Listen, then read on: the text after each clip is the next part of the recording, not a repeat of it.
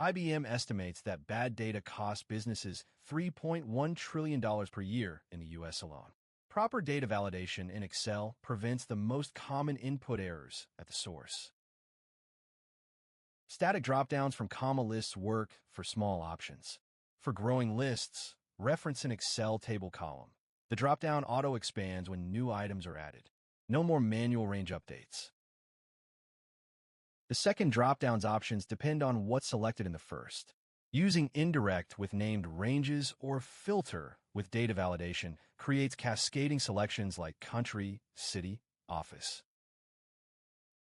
Custom validation formulas can enforce any rule. No future dates, values within percentage of average, text matching a pattern, or unique entries only. The formula returns true to allow entry or false to reject. Input messages guide users before they type. Error alerts explain what went wrong after invalid entry.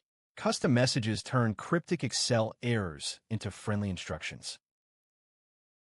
I build a data entry form with 6 validated fields: name, text only, date, no future, category, dependent dropdown, amount, within range, email, pattern, and unique ID, no duplicates.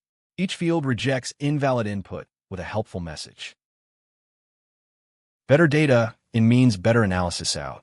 Subscribe for more data quality techniques in Excel.